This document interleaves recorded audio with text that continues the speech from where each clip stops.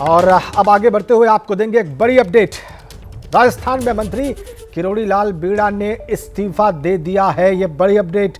कुछ दिनों पहले ही किरोड़ी लाल मीणा ने सीएम भजन लाल शर्मा को अपना इस्तीफा भेजा था, लेकिन इसकी जानकारी अभी सामने आ रही है। यह बड़ी खबर, बड़ी राजनीतिक अपडेट राजस्थान से।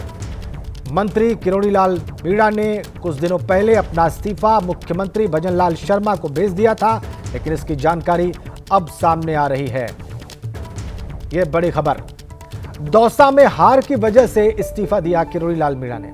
जो वजह बताई गई है वो ये है, दौसा में पार्टी हारी लोकसभा चुनाव में और इसकी वजह से मंत्री किरोड़ी लाल मीणा ने अपना इस्तीफा मुख्यमंत्री को सौंप दिया। कुछ दिनों पहले सौंपा यह इस्तीफा, लेकिन इसकी जानकारी अब सामने आ रही है। आइए आपको जयपुर लिए चलते हैं, इस बात को और विस्तार से समझते हैं। इस इस्तीफे के बारे में और विस्तृत जानकारी प्राप्त करते हैं मनीष शर्मा से। हमारे सहयोगी वहां से सीधा कनेक्ट हैं। मनीष, इस्तीफा कब भेजा था किरोड़ी लाल मीणा ने और क्या है इसका असली कारण?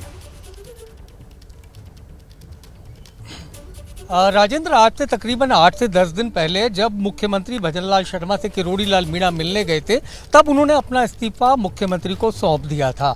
मैं आपको याद दिलाना चाहूँगा, जिस दिन लोकसभा चुनाव के नतीजे आए थे उसी दिन किरोड़ी लाल मीणा ने अपने हैंडल पे लिखा था, प्राण जाए पर वचन न जाए, रघुकुल रीत सदा चली आई। क्योंकि उन्होंने चुनावों के दौरान एक सभा में ये कहा था कि अगर दौसा सीट बीजेपी हार गई तो वो अपने मंत्री पद से इस्तीफा दे देंगे। और राजेंद्र, सिर्फ दौसा ही नहीं बल्कि भरतपुर, अलवर, टोंक, सवाई माधोपुर, ये तमाम वो सीटें थी जो आदिवासी बाहुल्य थी और यहाँ पर बीजेपी को हार का मुंह देखना पड़ा। खुद किरोड़ी मीणा ये कहते थे कि 7 सीटों की जिम्मेदारी प्रधानमंत्री नरेंद्र मोदी ने उनको दी थी और उनमें से वो 5 सीटें हार गए, इस वजह से वो इस्तीफा देंगे। लेकिन ये लगातार रस्साकशी चलती रही और अब से 8 से 10 दिन पहले जब किरोड़ी मुख्यमंत्री से मिले, उन्होंने अपना इस्तीफा दे दिया। लेकिन राजस्थान में चूंकि विधानसभा का बजट सत्र कल से शुरू हुआ है, तो इस एक रणनीति की तरह इस इस्तीफे को गोपनीय रखा गया। लेकिन 2 दिन से लगातार किरोड़ी मीणा दिल्ली में थे और पार्टी के वरिष्ठ नेता BL संतोष से मिलने का प्रयास कर रहे थे। मुलाकात नहीं हो पाई, तो जयपुर आने के बाद एक धार्मिक कार्यक्रम में किरोड़ी लाल मीणा ने यह कहा कि उन्होंने अपना इस्तीफा दे दिया है। साथ ही उन्होंने ये भी कहा कि न तो उनकी संगठन से कोई नाराजगी है न मुख्यमंत्री से, लेकिन वो अपनी जुबान के पक्के हैं और इसी के चलते जो हार की जिम्मेदारी है वो लेते हुए अपना पद छोड़ रहे हैं और इसीलिए उन्होंने अपना इस्तीफा भी दिया है। जी राजेंद्र। अब मनीष, आपने पूरा विस्तार से बता दिया। आप कह रहे हैं 8 से 10 दिन पहले ये इस्तीफा दिया गया था, लेकिन बजट सत्र शुरू होने वाला था इसलिए इसको गोपनीय रखा गया और अब खुद इसका खुलासा उन्होंने ही कर दिया है। लेकिन इस सारे घटनाक्रम पर विपक्षी दल कांग्रेस की क्या कोई प्रतिक्रिया आपके सामने आई है?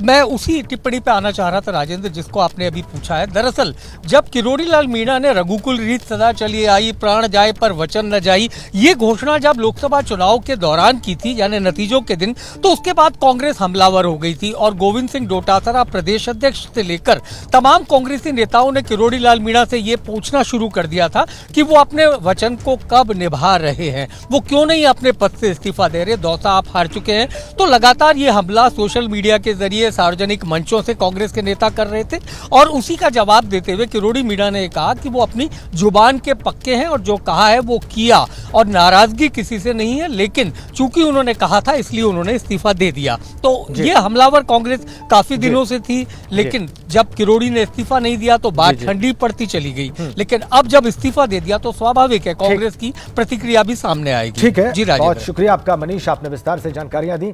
कांग्रेस की क्या प्रतिक्रिया है वो आपको दिखाते हैं।